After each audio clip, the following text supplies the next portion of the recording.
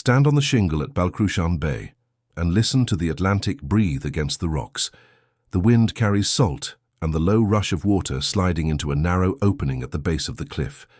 If you arrive at high tide, the mouth of the cave looks like a wound that refuses to close.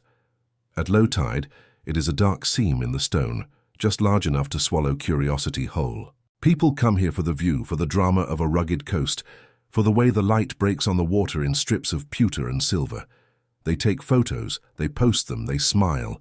Then they turn away, never knowing or never quite believing that for centuries this cave has been named in a story that most listeners repeat with a shiver.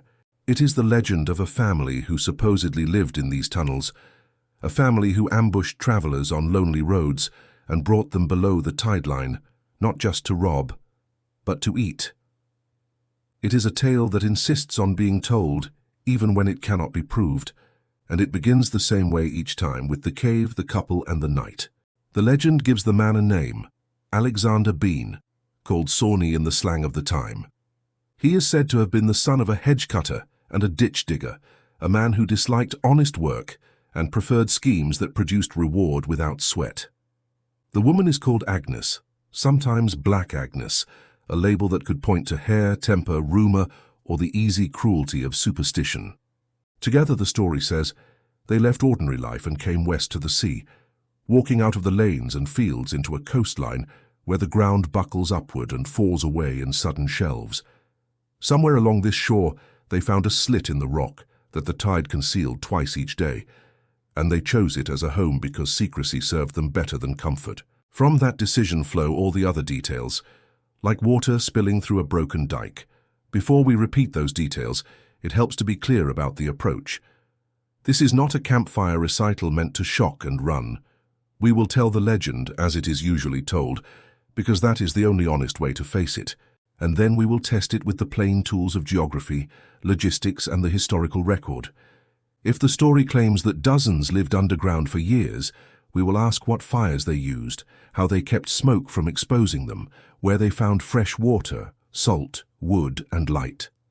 If the story claims that authorities searched and finally discovered a family butcher's shop beneath the cliff, we will ask where those searches and discoveries were recorded. If the story claims a royal intervention and a mass execution, we will ask why parish registers, court rolls, and printed notices do not bear the weight of such an event. In short, we will give the legend its breath and then walk it into air that resists lies. Even so, the cave itself is the strongest witness the tale possesses. The entrance sits close to the high tide mark, which means the sea has the first and last word each day. When the waves climb, they slap the threshold and push salt smell deep into the tunnel. Inside, the passage kinks and narrows before it opens into chambers, and the dark eats light faster than most visitors expect. It is easy to believe that a secret could hide here. It is harder to believe that a village could breathe here. Yet that is exactly what the legend asks us to accept. That a man and woman moved in, that they learned to live by night, that they fed themselves first by theft and then by murder, and that when the killing became a habit, their family grew. The story's modern echo in popular culture is unmistakable. In the late 20th century, a filmmaker looking for a premise read old atrocity collections and found in them a blueprint for terror, a remote road, an isolated family, a hidden den where ordinary rules do not apply. The film that resulted changed deserts into caves and caravans into highway travelers, but the emotional geometry remained the same. Isolation breeds predation, secrecy breeds certainty for the predators, and the rest of us learn again why we fear the dark spaces on the map. With that constellation overhead, we can step into the legend's first act and meet the couple whose choices are said to have given this cave its cannibal name. According to the tale, Sawney Bean tried his father's trades and found them beneath him. He wanted profit without the long ache of the back and the cracked skin of the palms. Agnes, by rumour or temperament, had little patience for the judgments of neighbours. The two of them drifted west, with a small cache of tools and the determination to vanish. They would learn that vanishing is work of its own. Firewood has to be gathered and kept dry in a wet climate. Smoke has to be managed so it does not betray you to anyone crossing the headland. Fresh water has to be hauled or found, and salt has to be acquired if you intend to keep meat. In this telling, the couple solved those problems in the simplest possible way. They avoided towns altogether and turned the road itself into their pantry. That is where the legend leaves the shoreline behind and moves to the narrow lanes between parishes, to the hedges where fear grows thick, and to the moment when a traveller rides into a trap he never sees until the reins are yanked from his hands. The early phase of the legend is almost workmanlike. Sawney, we are told, began as a robber who chose locations where the road pinched between hedges or dipped through small woods. He learned how to read the rhythm of the countryside, market days that sent men home with coin in their pockets, fairs that brought families along the lanes after dark, the quiet midweek rides of messengers more focused on their destination than their surroundings. The robberies follow a pattern. A horse is checked, a wagon is stopped, a bag is taken. In a more ordinary story, that would have been enough to summon constables and patrols, and enough to scatter a thief into poorer soil. But this story chooses a different fork. Robbery becomes murder, not as an escalation of rage, but as a way to remove witnesses. If no one returns from the lane, no one can identify the robber. If the body does not remain on the ground, there is nothing for authorities to display as proof of a crime. The path to secrecy opens when the dead go missing. The next step is the most shocking, and in the cold accounting of the legend, the most practical. If the couple avoids trading stolen goods for food in nearby villages because trading requires contact, and contact leads to exposure, what will feed them? The answer sits inside the same sack as the valuables. The body is carried to the cave, and the cave is turned into a kitchen. The tale points to hooks fixed in rock, to barrels that smell of brine, to smoke that curls in the deeper chambers, and to a pile of cast-off clothing that grows like a second tide line along the walls. It is domesticity inverted, the hearth as a butcher's block, the pantry as a charnel. In the gruesome logic of the narrative, the couple grows stronger, the larder fuller, and the threshold between theft and murder dissolves into routine. With strength comes family. Children arrive, and the legend claims they arrive in number. The figure changes with the teller, but the image is consistent.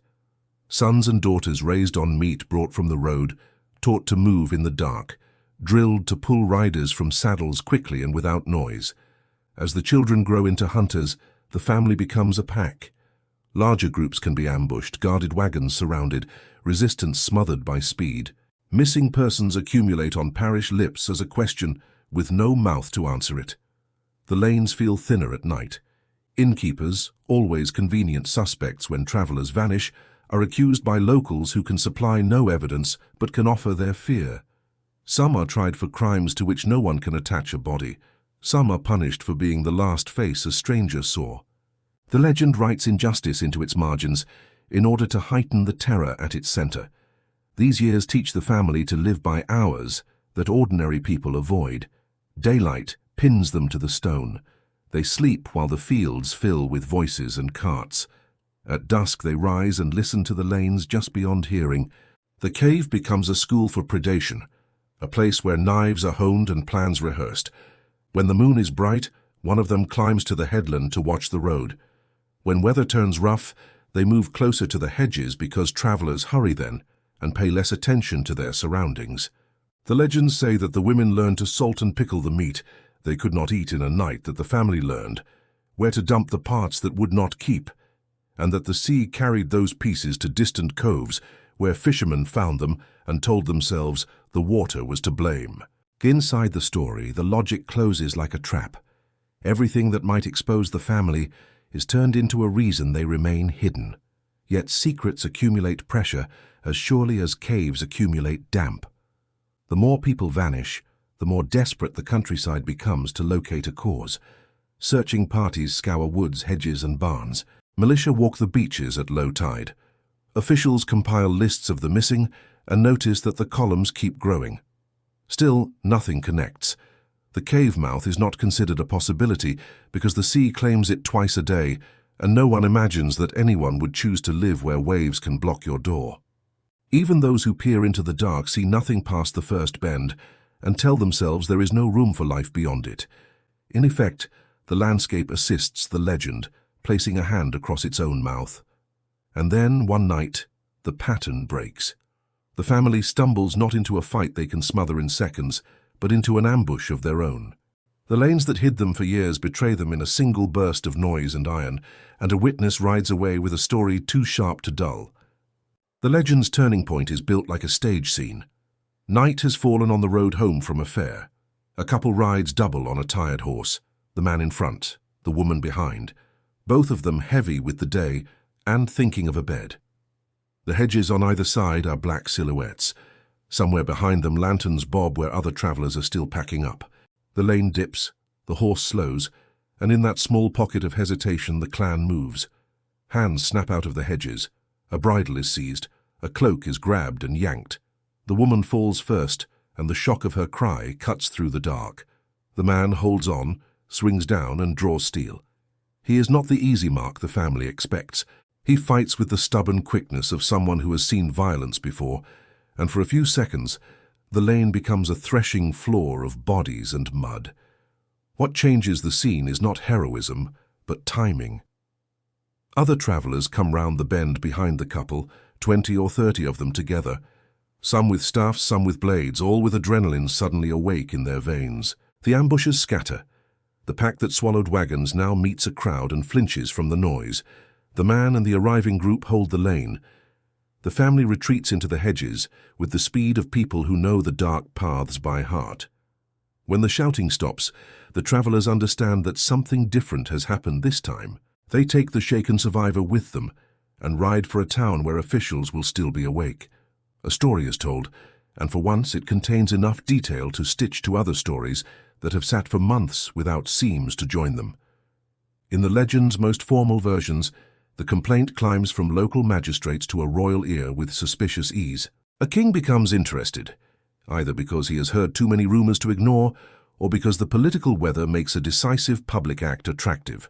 Soldiers are called, hounds are brought, volunteers from villages add weight and anger to the column. The search does not begin in the forest where the ambush occurred. It fans across the coastline instead, following the logic of a rumor that has long pointed to the sea without naming it. The march becomes a kind of theater, torches hissing in the wind, boots grinding the shingle, dogs crisscrossing the scent of salt and kelp, with something older and sweeter threaded through it. The moment of discovery is told the same way again and again. Men pass the cave mouth with scarcely a glance because the entrance looks too small, too close to the tide, too unfriendly to human breath. The dogs disagree. They pull hard and howl, their bodies insisting on a path that the eye refuses. Soldiers wedge themselves sideways and push into the dark, their torches spitting as the damp air takes them. The tunnel doglegs, and then widens into a chamber, and what the light finds there burns into the memory of the tale. Hooks bite into the rock, and something hangs from them. Barrels stand with their rims salt-streaked, piles of clothing slump in corners like drifted snow. The smell is heavy and sweet in a way no pantry should be.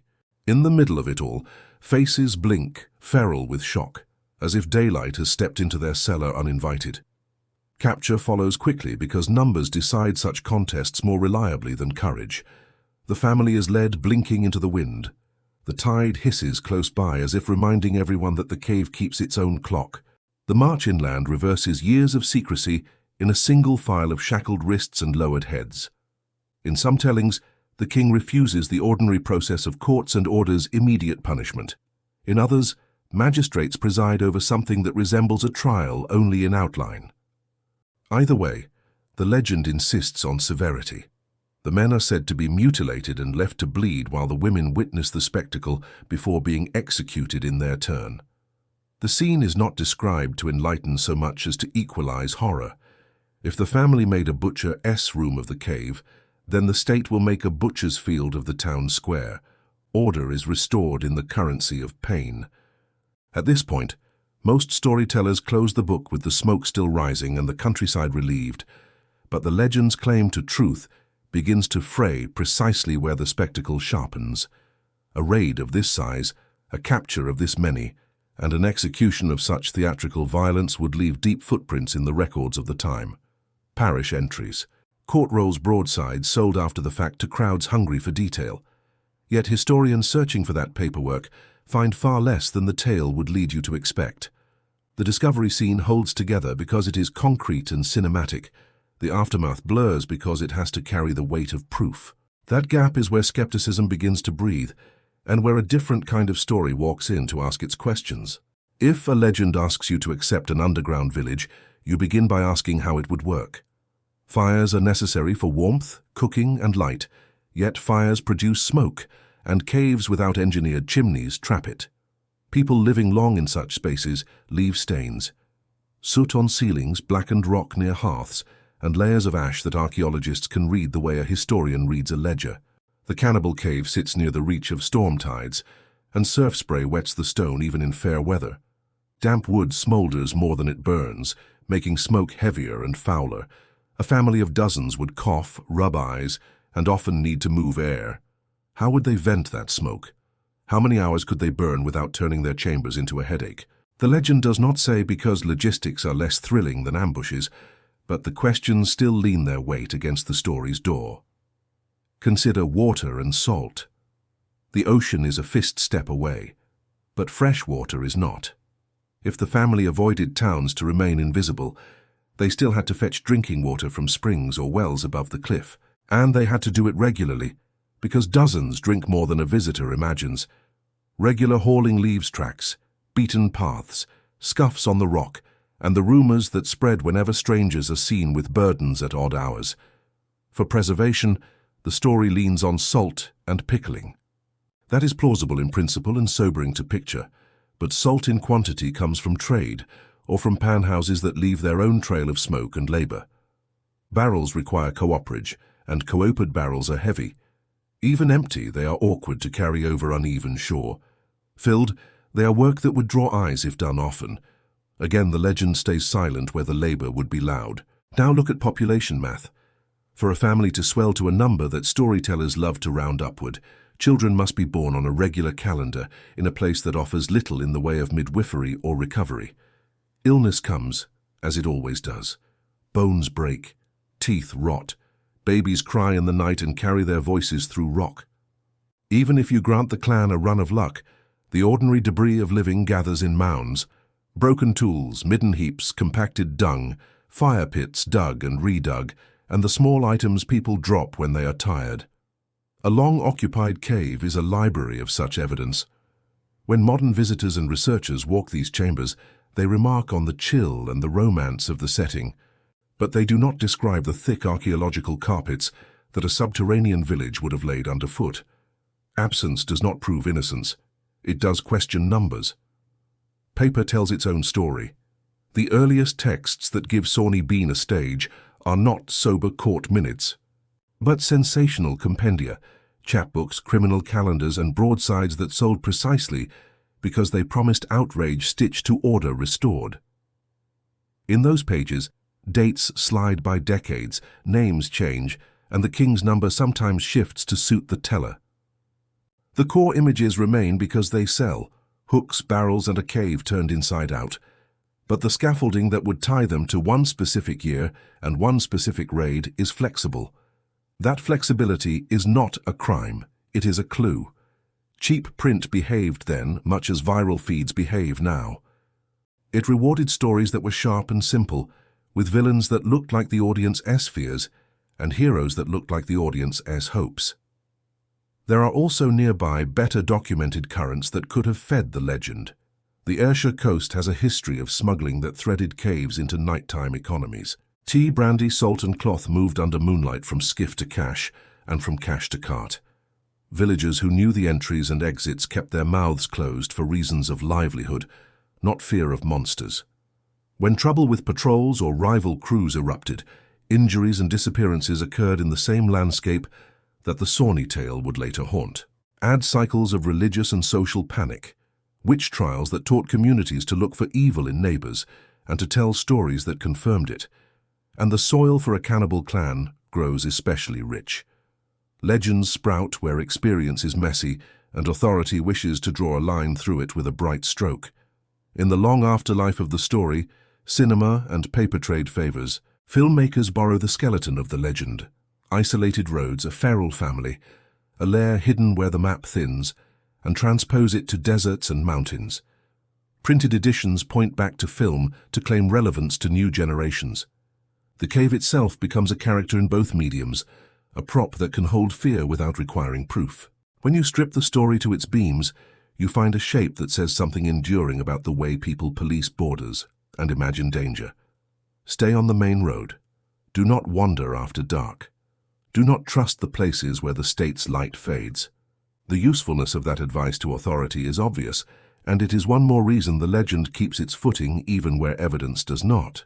Walk to the cave again in your mind and try an exercise in framing. If you begin with the legend loud in your ears, the seam in the rock looks like a mouth that will not answer for what it swallowed. The tide becomes a conspirator that washes clues clean twice a day. Every gull is a lookout, every wet shadow a footprint. Now turn the volume down on the legend and let other histories speak. Smugglers rowing a low boat between rocks, a lookout on the headland tapping a code on a lantern, a fisherman stepping inside to wait out a squall, a shepherd's child daring friends to go 2 turns into the dark. The same space can hold many lives. The story you bring determines the life you see. This is not a plea to abandon the tale. Legends endure because they solve problems for the societies that carry them. The Sawney Bean story gathers roaming anxieties into a single family and pushes them underground where they can be named and punished. It externalizes threat so that communities can imagine themselves more innocent than they likely were. It also thrills, and thrill has a legitimate place in how people share warnings and worries. What matters is honesty about what the legend can and cannot do. It can dramatize the danger of remote roads. It can explain why parents told children to come home before dusk. It cannot, on the record we possess, verify a hidden nursery of dozens surviving for decades in a sea cave without leaving a wider paper or material trail. There is a word that helps here: plausible. Parts of the legend are plausible on their own terms. Robbers did ambush travelers in hedged lanes. Smugglers did use caves. Panic did lead to witch trials and to grim public rituals of punishment. A single family could, in a burst of horror, descend on a wagon and commit murder. All that sits within the grain of the era. What grows less plausible is the sustained daily logistics of a large underground community that evaded notice while leaving a butcher's room sufficiently furnished to astonish a royal column and yet insufficiently documented to satisfy a clerk. When a story requires that contradiction to keep its shape, it becomes clearest as folklore doing cultural work rather than as history recording literal events. And yet, for many visitors who stand at the mouth of the cave with the wind pushing spray into their faces, the question does not die. They ask themselves what they would have believed if they had lived in those parishes. They picture lanterns swaying on a night search, dogs pulling at leads, and the sudden punch of stink that announces a hidden room. They ask why such a tale would prosper if there were nothing to it at all. The answer is that stories prosper when they fit our fears and when they can be retold with scenes that stick. Hooks on rock, barrels rimmed with salt, clothes heaped like drift, a march at dawn. These images glue memory even in the absence of minutes and ledgers. To dismiss the legend is to misunderstand the glue. To believe it entirely is to misunderstand the ledgers. So where does that leave us?